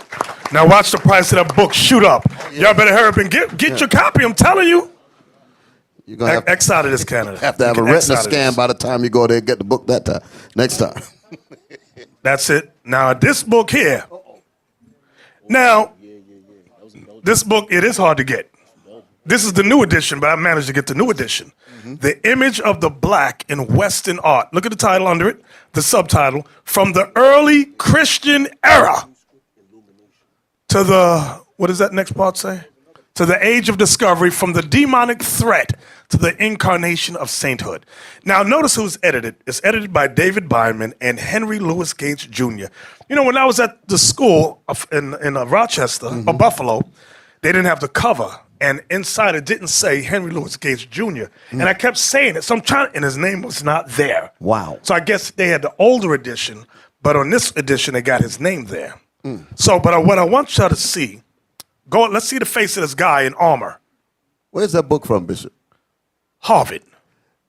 Is it Harvard or Yale? It's Harvard. It's on the inside cover. I was looking for the word on the outside, but it's on the inside inside. the book. Yeah. It tells you Harvard University Press. And this is like you said, this is why they wanted to keep the schools segregated. Yep. Because they didn't want us, to find this stuff out. Notice how dark, and this ain't no quasi, how can I be sure black? This is a black man. I want you to understand that. Let's go inside the book. Oh, watch this. Zoom in on them words. I'm going to show you how the devil's a white man. I mean, the white man's the devil. Same thing. Y'all see, I got it. Remember we did the breakdown of Judah, and we went over this brief. Right, exactly. And we were trying to figure out what they were saying. Remember that? Look at this. A mutation in the official iconography. St. Maurice becomes a black man. There you go. You see something wrong with that sentence? Becomes a black man. The program for the decoration of the Cathedral of Magdeburg, undertaken about 1240 AD to 1250 AD, included a surprising departure in St. Maurice's iconography. Until then, represented as white, he became a black man. See, that's the lie right there. Now, they put that in there again, the code words again. White folks will read that and they say, well, we know that these was put in there to put the Negro to sleep, just in case he make a mistake and come across this information. Exactly. Let's go into the book now. Now, what I want to show y'all, in this section of this book, they show all black people as St. Maurice. I'm going to show you that's not all St. Maurice that we're looking at. So, okay, let's, for argument's sake, say, okay, that's St. Maurice. Okay, he's wearing armor. Okay, and the reason I like this, these are statues, not paintings. Because the Christian apologetics and they're lying behinds, they'll say, oh, you touched it. It's a wooden canvas. That's why they're brown. Well, nigga, devil, he's black and it's a statue. There you go. You devils, you. Now, y'all got to think about What are you going to do with that? What are you going to do with that? They even knocked the nose off. They couldn't try. They said, no, it was too big. They said, he's too black. He blue black. They couldn't get the whole nose, Bishop. It was too big. The nose was too big. They got part of it. Yeah. They said, damn, the Negro features are still there. Gee, Harvey, what are we going to do? Yes. So when you read about the Knights of the Round Table, things of that nature, I'm showing you, all that was us. All that was us. I'm going to prove it. Let's go further into the book. Bishop, they call us a hate group, but who wrote these books? Exactly. We're a hate group for finding them? Right. We found the books, now we found them, now we're a hate group. Come on, Canada, come on. Let's go to the next picture. Okay, let's get the wording at the bottom. Now, I want to see what number. Okay, 121.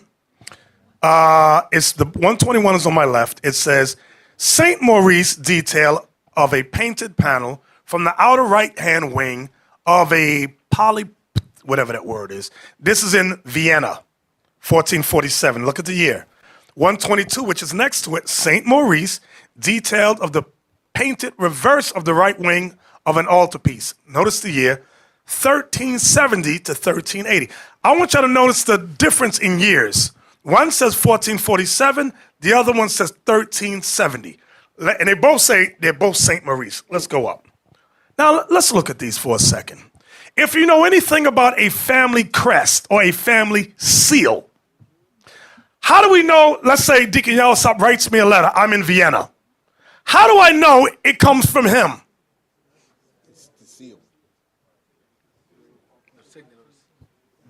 The signet of his seal. Remember, don't think about what you got going on today in this dumb kingdom. Right. Back then they used an insignia, which, like a stamp, that's the word I was looking for, a stamp. You put wax, then your symbol, and you put in it, whether it was a wolf or whatever. My point for saying that is this. Look on the coat of the shield. You see two different crests. One you got a cross, one you got a bird.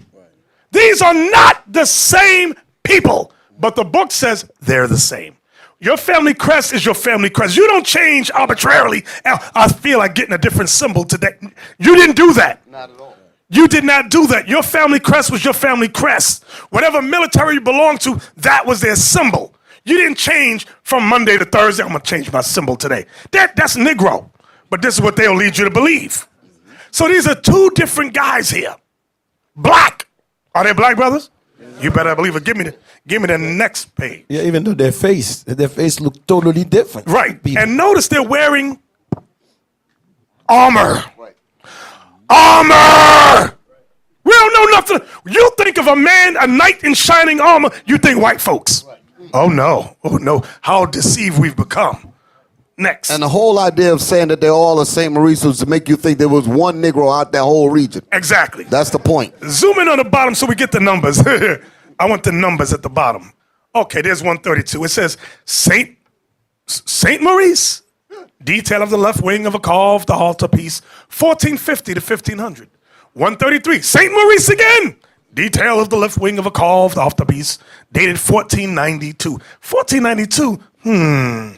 Let's take a look at them. Pull back out. Black men, not only do they have armor on, they have capes. What you gonna do about that? Capes, Bishop. They had gold capes. See, you'll see stuff like this and go, no, that's too glorious for black people. No. What happened to the plate in the lip?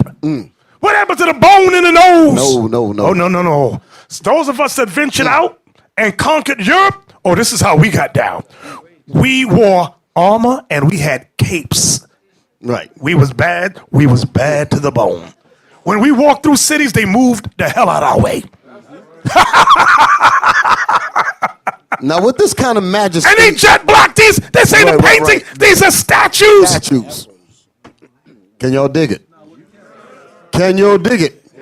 Can you dig it? See, they don't know where that's from. Y'all know where that's from? Yeah, all right. Let's go to the next one now.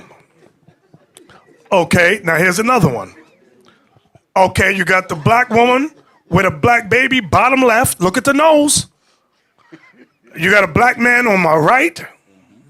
Let's go up. Let's look up. Go up. Come on up. Let's look at that castle. Let's look at the castle. There's a head of a black man. You can see the hair. Right by the door. The peppercorn hairstyle. That's how they used to do it. With the gate above his head. Then on this side, on my right, you got two heads of black men with the bandana, whatever it's called. What'd you say? I said on the mic. Like in the back of the room, right there in the wall we have. Just like that, at the mall. Oh, on the wall. On the wall right there. I'm talking in my cup. I'm like, on the wall. On the wall, correct. wall behind you. Yes, Yeah. yes. So you see black men and that's not a painting. That's stone carvings. Not a wooden canvas. Not a wooden canvas. Look at that, a castle. That was us. That was us. That was us. That was us. You think with this kind of information, you think that we're going to relegate ourselves to selling dope to our own people? If we had an inkling that we come from this beautiful history. Exactly. Come on, next picture. Zoom in. What does that say? You know who's going to say it is. It's St. Maurice again. Let's see. Oh, yeah, look. Canada, come on. It says statue of St. Maurice. And it's a kid now. He's a little boy. St. Maurice has a little boy wearing armor. Wow. Done in 1425. Look at the year, 1425. A little black boy. That's St. Maurice. This all. Remember the word more means what, brothers? Black. That's all. So it's generic. Yes. They just throw the word Maurice, more. They just throw that out there. Come on. No, this is a heavy one. I want y'all to look at the top right painting. Let's zoom in on the top right. For them to go through. What do you see? This is when we began to lose our empire and a renaissance was ushering in, and they were killing us. Those of us that got captured, they were slaughtering us, enslaving some of us. Those of us that escaped fled to Africa. This is what they're showing you. This was the demise.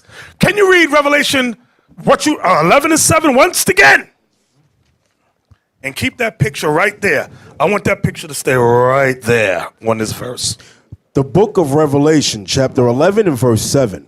And when they shall have finished their testimony, the beast that ascended out of the bottomless pit, the white man that ascended out of the Europe, go ahead, shall make war against them. They made war against us. Go ahead. And shall overcome them. And they overcame us. And kill them. And they killed us. What are we reading? The Bible. What are we looking at? Archaeology to verify what we're reading. Now notice the devil pope, the white man right there. But then on this side, you got the same devil pope during some kind of coronation. Look how majestic we dressed with the armor and the capes. It's so unusual. You think of cape, you think white man, Superman, Batman. You don't think Negro at all. You think Negro, you think blank man. Yeah, Bishop. You notice that in the left-hand picture, the white man honored the black man, right? You notice that in the right hands, that's when they execute him, they overcome them. You see, it's the same white man picture right there. It's the same man. The same man, with their same red. devil. That's the same man right there. So he's empowered by where he's standing. The black man standing, so he's with the pride in himself where he's standing. The Edomite standing there, then he loses the power on the right. It's a before and after. Yep, exactly. So now let's go to the next page. So all these black people that we keep seeing as St. Maurice. Let's see who this young man is. Let's zoom in at the top. Wait, what's the number at the bottom? Give me the bottom. I got to see the number. No, that's the page. I want the plate number. 146. Oh, gosh. Now let's go to the top. Page 1. Let's look at page. Oh, God. 146. Oh, look who it is again. It's St. Maurice. Statue from a niche in the central panel of the altarpiece of the high altar, done in the year 1480. A black man! Look how... I can't even get my words. He got studs in his armor. Yep. Gold-plated armor. With a cape, a long cape on. Go back. Pull it back out. Look at that. The long cape goes around the shield to the floor. We were some glorious people. A Christian more. Thank you. Yes, a Christian. Did we make this up? This is in a book from where? Harvard. Some people, you niggas made that up. No, we didn't. We didn't make this up. Your scholars put this together, and we are very appreciative. Because your demise is coming. How did you find this out? That's what they say. How? How did you find it? How could you afford the book? Right, exactly. Don't worry, Find somebody who let you out. Who let you, that's how they are. Let's go to the upset. next picture. Go ahead. Look at this. This is and look at this. Now, guess what? On the right, zoom in on the faces. Just zoom in on the faces. I want you to see. Now, notice you see the facial hair on the brother. Guess what they say that is too? St. Maurice. It's St. Maurice again. And this is when we began to let the white man into our military. And it began to systematically overpower us and take us down. Okay, but look how dark this brother is. Look how dark he is with his beard and mustache and his hair like wool. Blue black. With shiny armor. This is unheard of. A nigga wearing armor. This is why they call them knights. Because, see the face, brother. Give me the face. Because he was dark as night. That's why they called them knights in shining armor. That's why. Wow. Let's get some more. Give me some more. Come on. Yep. Give me the next picture. Knights at the wrong table, all of that. All black men. Wow. Now look at this. Look at this. Give me the number at the bottom. Under the one on the left, there's a number under the page. What is that? 148 and 149. Let's see who these two are. Go down to the bottom. I want to. 148. Guess who it is? St. Maurice again. Left wing of the altar, page 1592. 149. Wait a minute. Oh, wait a minute. I thought it was a different guy, but it says Nicholas Glockens, whatever. Then it says Saint Maurice and his companions. Let's take a look. Okay. Notice the black man. Now look at his armor on my left. He got gold.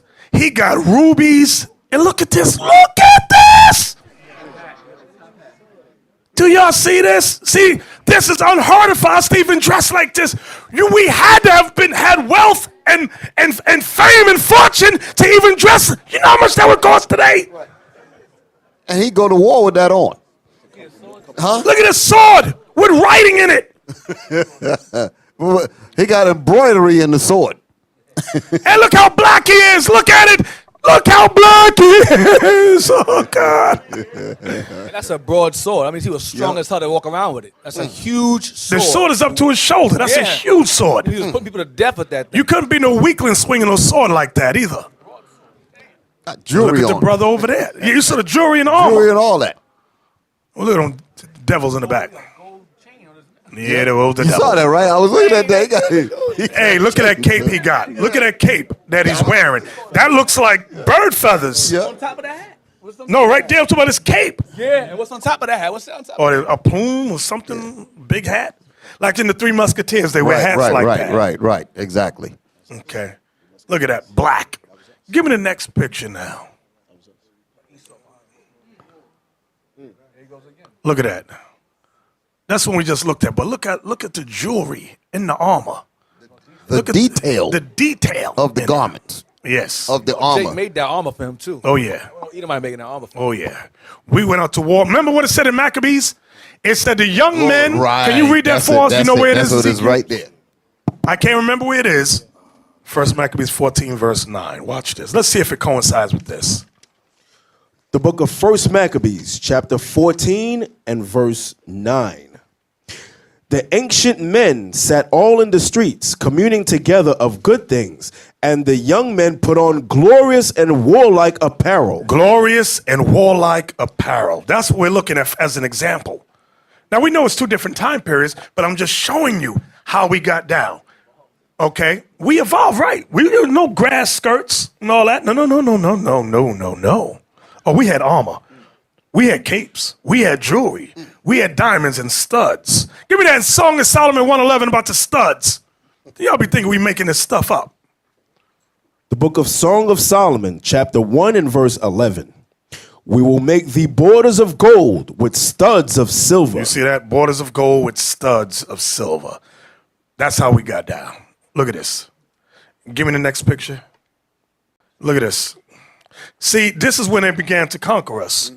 And they got Spain, they got Rome, and they set themselves up as Pope, the white man did. Okay? This is what we're seeing here in this painting. So these paintings give you some truth. Now look at the brother behind him. Do y'all see behind the guy in the front? But I thought there was only St. Maurice in these things. But I see a black man back there wearing armor too. He got armor on. Okay. Give me the next picture. Jenner van Olamundi. 3 companions of St. Maurice. 3 friends. Let's go back to the painting now. 3 of his friends. Black. But I thought it was only St. Maurice. Everybody's supposed to be St. Maurice. I thought it was only St. They Maurice. couldn't do it here, except but there's 3 of them. Right. So there's 4 different people. So 3, remember the guy standing behind him. Exactly. So there's more black people. I'm showing you because a Negro will get deceived when it says all these black people. St. Exactly, Maurice, St. exactly. Maurice, St. Maurice. No, they're all not St. Maurice. Oh, that's a wooden canvas? Yeah, right. Notice they're wearing armor, this guy here. Okay? They got knives in their hands, some of them. Jewelry around their neck, jewelry in the ear. This is during the Middle Ages. Black men. Okay? What y'all have to realize is that for the scholars to try to deceive you with certain writings in the books, talking about they all St. Maurice and his darkened flesh tones give him an almost Negroid cast and he becomes black. Right. Words like that. If they're going through that kind of work, putting that much dedication to deceive you, what does that tell you about what facts can do? Because if they'll go through these links, that means you knowing this will cause havoc among them. Exactly. If they're going to go through this kind of trouble to blind you from these things, to blind you from the Bible, they must recognize what this Bible is really going to do for you. Exactly. That's why they hate us so much. They're the real hate group. Exactly. Let's go to the next picture. Okay. Let's see the number. Let's see that. Let's zoom in on the number under the one on the left. 156. Look, 156 and 157. Let's see what it says. 156 says, Statue of St. Maurice again. From the facade of the town hall in Jutterburg, year 1508. 157 says, St. Maurice and his companions, upper half of the right wing of whatever that word is, from the chapel at Gross, whatever that word is, Whitfichtstink, I don't know the language, year 1520, Lunenburg Museum. Let's look at them now. Do y'all see this? Now let's count how many black people on the one on the right. 1, 2, 3, 4, 5, 6. Now look in the back. Look in the back. Right there. Zoom in right there. I thought everybody was St. Maurice. More black men on horseback. Who that nigga on the nag?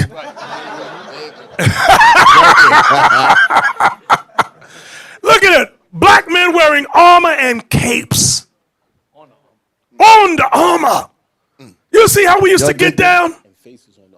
I see the face that was on the thing, yes. Look how glorious we dress with chainmail armor and capes and jewelry. He got the, what is the thing, the helmet that the knights wore on my left right there? That's the battle garment right there. And that's a statue. It's not even a painting, so somebody can, look at the lips, look at the nose. You can see it's a Negro man, a black man. You can't deny that. Can't deny none of that. Okay, look at that. But then they say, oh, the Christian apologetics, you made that up. Oh, Jesus help me, they made this up. Right. Oh, we didn't make nothing up.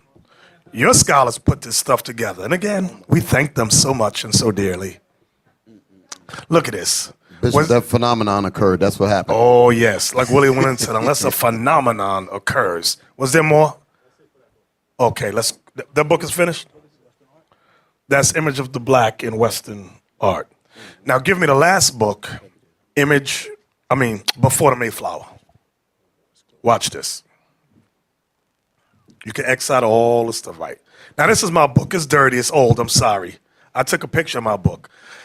Before the Mayflower, A History of Black America, written or put together by Lerone Bennett Jr. Now, when I got this book back in 1991, that's why it looked like that. It went through hell. Now, go inside the book. How many pages did I send? And okay, can we read this, Ezekiel? Before the Mayflower, there were skilled farmers and artisans among the first group of African Americans.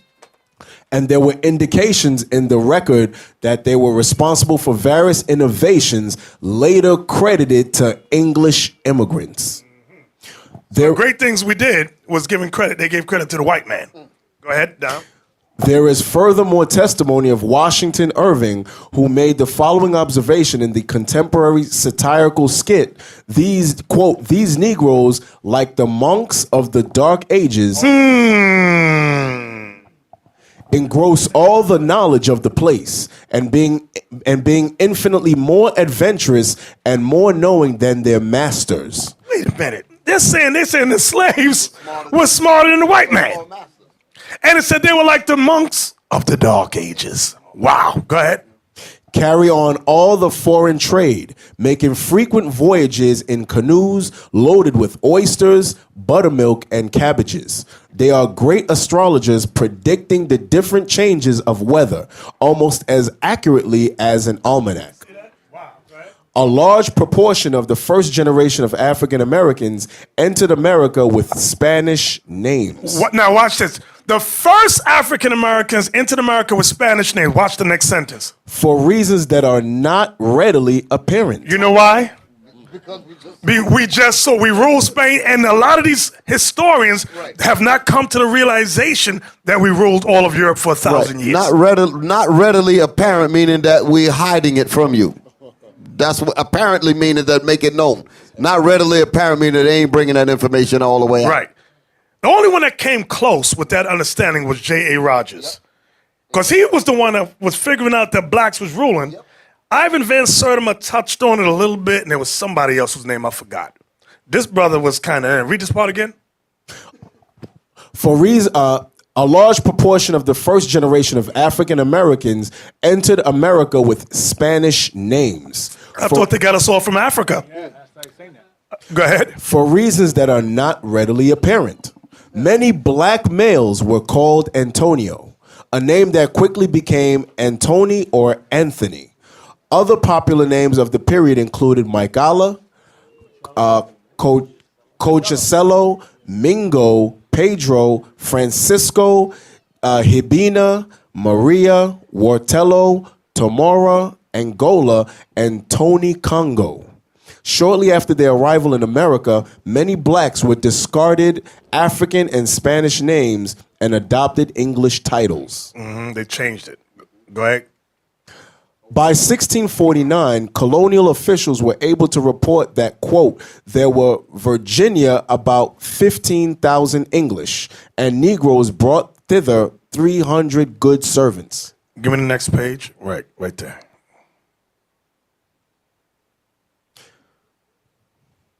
The, quote, good servants came from different backgrounds with different experiences. Quite a few, as we have noted, came from England. Came from where? Came from England. I thought we all came from Africa. Go ahead. Where blacks had lived since the middle of the 16th century. Oh, we lived there way before that, but that's what he put down. Go ahead. Many came from Spain. Many blacks came from where? From Spain. From Spain. Go ahead. Portugal. And the West Indies. Go ahead. Significantly, many were Christians. Go ahead. That's what we were showing y'all.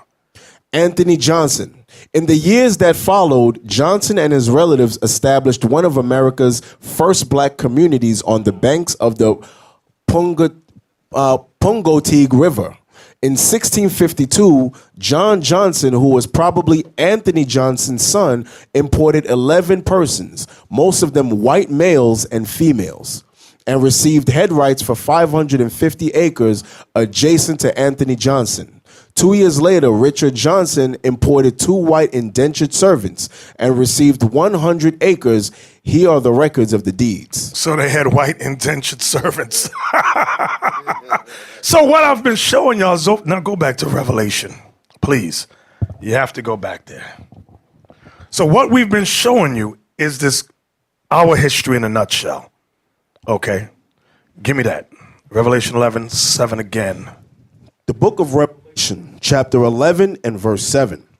And when they have finished their testimony, the beast that ascended out of the bottomless pit shall make war against them and shall overcome them and kill them. That's what happened.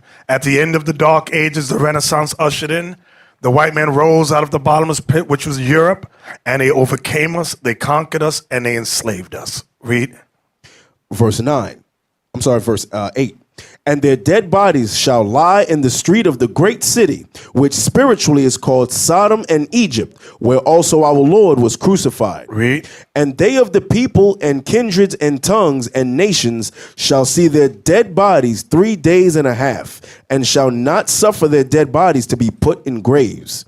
And they that dwell upon the earth shall rejoice over them and make merry, and shall send gifts one to another, because these 2 prophets tormented them that dwelt on the earth. So all their holidays that the white man set up was in honor. If you ever look at their holidays, they're all white supremacist holidays, which many of them have to do with our downfall. We didn't realize Christmas had anything to do with it, but that's how they used it. And that's why they gave gifts one to another. And we went over that in another class. I forgot the name of the class. The history of Christmas. The history of Christmas. Okay, read on. Verse 11. And after 3 days and a half, 350 years. See, it ain't over. The party ain't over. Go ahead. The spirit of life from God entered in unto them. That's what we're seeing right now. This is the spirit of life from God entering into us. Go ahead. And they stood upon their feet. We stood up upon our feet, not as Africans, but as Israelites. That's what this is doing for us. That's what the word of God is about. Read. And great fear fell upon them which saw them. That's what they call it. Oh, they're a hate group. They're racist. It's fear. That's fear, because we're awakening now. We're waking up to the truth that we're Israelites. We're waking up to the truth we ruled Europe for 1,000 years. We're waking up to the truth that we were in Africa for 1,000 years. We're waking up. Go ahead. Verse 12. And they heard a great voice from heaven saying unto them, Come up hither. And they ascended up to heaven in a cloud, and their enemies beheld them. And they're what? And their enemies beheld When this them. destruction hits, that's what it's talking about. Our enemies are going to see us taken up into the chariots of God. Read. Verse 13. And the same hour The same hour as we're being caught up. The same time. Go ahead. was there a great earthquake, and the 10th part of the city fell. And in the earthquake were slain of men 7,000. And the remnant. Notice it's calling the two witnesses, the two prophets, they're calling them here the remnant. Go ahead. And the remnant were affrighted and gave glory to the God of heaven. Y'all stop. What are you going to say? Right. That goes into Psalms 91 as well. When we was taken up and it said 10,000 shall fall at thy side and another 1,000 at thy right hand, but it shall not come nigh thee. That's the precept that goes with that. It said, only with thine eyes shall thou behold and see the reward of the wicked. That's some thousands that's dying in that verse there. Exactly. All praises. From there, give me Revelation 21. And I want verse 12. The book of Revelation. Start at 10. Chapter 21 and verse 10. And he carried me away in the spirit to a great and high mountain and showed me that great city, the holy Jerusalem, descending out of heaven from God. Having the great glory of God. Having the glory of God. Having the glory of God. And her light was like unto a stone most precious, even like a jasper stone, clear as crystal. Read. And had a great wall. No, and had a wall great. And had a wall great and high, and had 12 gates, and at the gates 12 angels, and the names written thereon, which are the names of the 12 tribes of the children of Israel. That's what we just saw in the picture from Spain. Right. Go ahead. And on east 3 gates. On the east 3 gates. On the north 3 gates. On the south 3 gates, and on the west 3 gates. Read. And the wall of the city had 12 foundations, and in them the names of the 12 apostles of the Lamb. So now people always wonder, well, how do you enter into this gate? Go to chapter 22 and go to verse 14. Revelation 22 and verse 14. Blessed are they that do his commandments, that they may have right to the tree of life. Which is immortality. Go ahead. And may enter in through the gates into the city. Notice verse 14 again. Blessed are they that do his commandments. Not think about, but do his commandments. Go ahead. That they may have right to the tree of life, and may enter in through the gates into the city. But what about the people that don't do the commandments? Read. For without are dogs, and sorcerers, and whoremongers, and murderers, and idolaters, and whosoever loveth and maketh a lie. Y'all see that? Now look at this. Give me go back to chapter 21 and start at verse 23. Revelation chapter 21 and verse 23. And the city had no need of the sun, neither of the moon to shine in it, for the glory of God did lighten it, and the Lamb is the light thereof. Now that does not mean there's not going to be no sun and moon. Give me the precept. Hold that. Coming right back here. Give me the precept in Isaiah. It might be 32. I'm shooting from the hip. I can't remember. 30:26? Is you sure? Okay, Isaiah 30:26. Let me hear it. The book of Isaiah chapter 30 and verse 26. Let's hear. Moreover, the light of the moon. Oh, you cooking with gas, brother. Read that again. Moreover, the light of the moon shall be as the light of the sun. So what we see today, the moon is dim, the sun is dim, but in the kingdom to come, it says the light of the moon shall be like the light of the sun. Read. And the light of the sun shall be sevenfold. And the light of the sun shall be 7 times brighter than what we see today. Go ahead. As the light of 7 days, in the day that the Lord bindeth up the breach of his people. That's the proof. Meaning when the 12 tribes are gathered back together again. That's when that's going to happen. This whole thing is spiritual. The connection that God has with us. The moon is darkened. The sun is darkened. But when we are brought back to our 12 tribes again, That's when he's going to turn that sun up, turn the moon up the way it's supposed to be. The earth going to rejoice when we come back together. Go back to Revelation 21. Revelation chapter 21 and verse 23. And the city had no need of the sun, neither of the moon to shine in it. Why? For the glory of God did lighten it, and the Lamb is the light thereof. So in New Jerusalem, we're not going to need the actual sun and moon because the Lord's going to be there. And remember it said there was, use the word in Revelation 1:14. It said there was, it didn't say halo. It said, no, from his face. That's in Daniel. The appearance of lightning? No. Does it say the appearance of lightning? Let me look at it. Let me look. That's in Daniel. Is it in Daniel? Y'all know I'm taking a guess. Let me just look at something. That's what I'm talking about. Okay, in Daniel, where it says in his face was the appearance of lightning, meaning there was such a glow emanating from him. Like when Moses came down from the mountain, y'all remember that? It said we had to put a sheet over his face because he had a glow. So now when we go back to Revelation 21 about New Jerusalem, read again where you left off. Revelation chapter 21 verse 23. And the city had no need of the sun, neither of the moon shine in it. For the glory of God did lighten it, and the Lamb is the light thereof. Read. And the nations of them which are saved shall walk in the light of it. And the kings of the earth do bring their glory and honor unto the nations and the kings, when it says bring their glory, they ain't coming up in there. The things is going to be brought to the 144. I'm going to prove everything I'm saying right now. Read. Verse 25. And the gates of it shall not be shut at all by day. And so when it says the nations of them which are saved, that's talking about Israel. Okay, saved. I'm going to show you what's going to happen with the nations. Go ahead. For there shall be no night there, and they shall bring the glory and honor of the nations into it. Now the precept for that is Isaiah 60, verse 10. Let's start there. Here's the verification. Here's the proof. The book of Isaiah, chapter 60 and verse 10.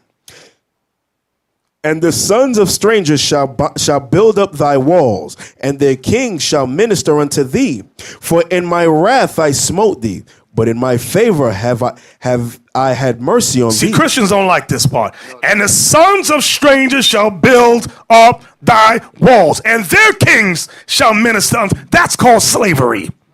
That's what that's called. Exactly. Read on. For in my wrath I smote thee. In his wrath he sent us into slavery. But God was angry with us, and he made us slaves on the earth. Read. But in my favor have I had mercy on thee. That's us waking up after 3 days and a half and standing upon our feet. Why? Because of Christ sacrificing himself for us. Because of what Christ did, we have opportunity to return. Read.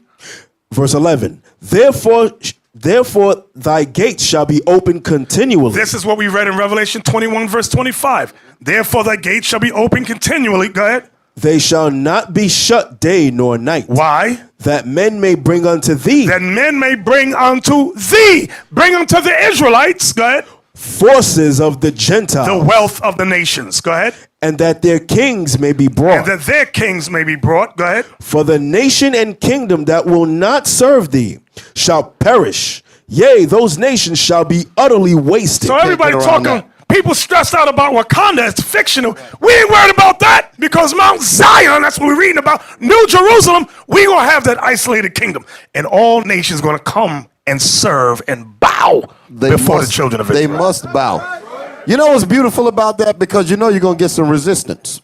They're not going to want to bow. That's the beautiful part about it, is to make them bend. Huh? That's going to be beautiful. See, in their arrogance, Right. I like that. their arrogance, they not only did they pass laws so that we couldn't read or write. Right. They said, listen, they're all ignorant now. We could teach them. We don't even got to change their book, the Bible. We could teach them their book the way we want it. God did that. Right. God did that thing. That's why I said the pride of thine heart hath deceived thee. He said, leave it the way it is. They ain't going to wake up. Then they said, you know what? All these artifacts they got all throughout Europe, it's a whole lot. We can't destroy all of it. Let's put it together in books. They ain't going to read this stuff. They're not going to seek out things for the Middle Ages or Jewish antiquities. They're going to focus on Afro-American history, they're going to go over there. Right. Egypt and all that, Kemet, that's where they're going to go. And they figured that they got that covered too. They said, and if they do come up, we're going to blackball them in the media. We're going to do this. We're going to put all kind of stuff together to try to malign them, put them on SPLC, do all these kind. They said they got all that. The Most High going to break through all that garbage. Exactly. And still going to get the Israelites taught. There you Ain't go. nothing you could do on this earth but follow. That's it. What verse you at? I'm at verse 11. Read. Therefore thy gates shall be open continually. They shall not be shut day nor night, that men may bring unto thee the forces of the Gentiles, and that their kings may be brought. Come on. For the nation and kingdom that will not serve thee shall perish. Yea, those nations shall be utterly wasted. Oh, that's music to my ears. Read on. So Verse- they gonna be saved, Bishop? They know they ain't going to be So they saved. ain't gonna be saved? They ain't going to be saved. Read. Verse 13. The glory of Lebanon shall come unto thee, the fir tree, the pine tree, and the box together, to beautify the place of my sanctuary. You know what they're saying? We're going to command the nations. Bring all these trees here. Bring them up to Jerusalem. Y'all going to build them walls. That's what's going on. That's what this is saying. Y'all don't realize how glorious that is. You're going to command all of this. You're going to bring in the pine tree. You're going to bring in the fir trees, and you're going to build. And if you choose not to build, you will be utterly wasted. But with spiritual power, we can waste you and raise you back up, put you back out to work. Exactly. We make your arms drop off and shrivel up. Then put them back on, go back to work. Read on. And I will make the place of my feet glorious. See that? And I will make the place of my feet glorious. So the foundation of all that the nations are going to build. Go ahead. Verse 14. The sons also of them that afflicted thee shall come bending unto thee. I want you Christian apologetics out there to listen good. Y'all going to come bending unto the Israelites. You can mock, you can scoff all you want, but the prophecy says you're going to come bending unto us. And Bishop, we say apologetics on purpose. Yeah, exactly. I'll mess your name up on purpose. I don't care. Not no apologists, apologetics. Exactly. Read that again. The sons also of them that afflicted thee. But they have afflicted us. They've afflicted us physically, spiritually, and mentally in this kingdom. Go ahead. Shall come bending unto thee, and all they that despise thee And shall. because Christianity, I'm going to tell you, Christianity is racism. Christianity is a racist religion in all its facets, whether it's Roman Catholic, Jehovah's Witness, Seventh-day Adventist. Anytime they put up a white image for Jesus, that's called racist. Because they hate the black description of Jesus in the Bible. That's racism. There you go. White supremacy. White supremacy. That's just for one thing we point out. Read on. And then we ain't going to argue with you about Galatians. We can tell you, but guess what? Until you can prove Jesus is white, God is white, the Israelites are white in the Bible, don't talk to us. Don't do your videos. We don't care what you think, what you say. Why won't you debate us? Because you're nothing. You don't have a leg to stand on. I want y'all to understand that. Hey, why don't they just make a forum and just debate Obadiah? Exactly. Just debate that. Get in the forum and debate Obadiah. Debate the book of Obadiah. Exactly. For those verses. Just deal with that. We got work to do. Read on. The sons also of them that afflicted thee shall come bending unto thee, and all they that despise thee shall bow themselves at the soles of thy feet. And they shall call thee the city of the Lord, the Zion of the Holy One of Israel. The Zion of the whole. You stress out about Wakanda. You better stress out about Zion. That's what you better stress out. The Most High is honor. This is all honor. Those last few lines in that verse. Read them last few lines again. And all they that despise thee shall bow themselves down at the soul. All the people that hated us, called us nigger, called us spit, wetback. The Most High said what? Read it again. And all they that despise thee, all they that spoke against us, shall bow themselves. We're going to make them same devils bow. There you go. That's some honor. That's honor. Here you've been cursed out. That's like the victim getting revenge on the enemy. There you go. That's like the person that was raped getting ready to tear her rapist to pieces. That's what it's talking about. Read it again. And all they that despise thee shall bow themselves down at the soles of thy feet. That's what you call therapy. Right. That's instant therapy. That's justice. That's justice. Like that will fix your brain up. With all of the way they maligned us, cursed us out, spoke evil against us, when you get medicine like that, that clears up all that craziness. And you know that what restores your soul. You know what their tactic is when we read this? They'll say, "Oh, that's racist." Nah. Well, I think that's what. Then that proves God is a racist. Absolutely. I ain't done with him. I'm almost done. Finish reading that.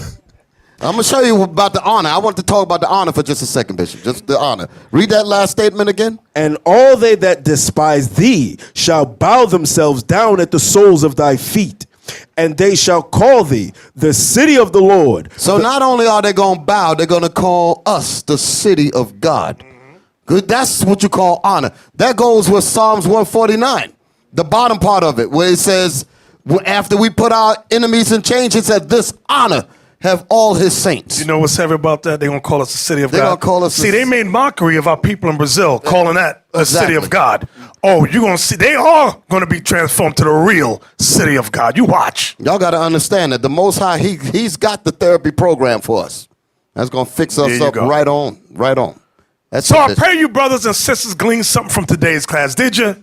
Yes, did you understand it? Yes, did you enjoy it? Yes, all praises to the Most High. Shalom. This is Bishop Nathaniel of Israel United in Christ. Please subscribe to our YouTube channels. Stay up to date with our latest events, music, and classroom lessons.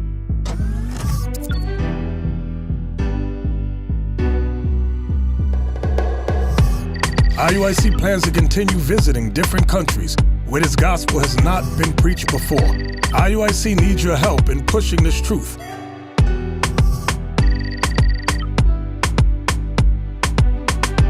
So join us, subscribe to our Instagram, Facebook, Twitter, and podcasts, and stay up to date with us.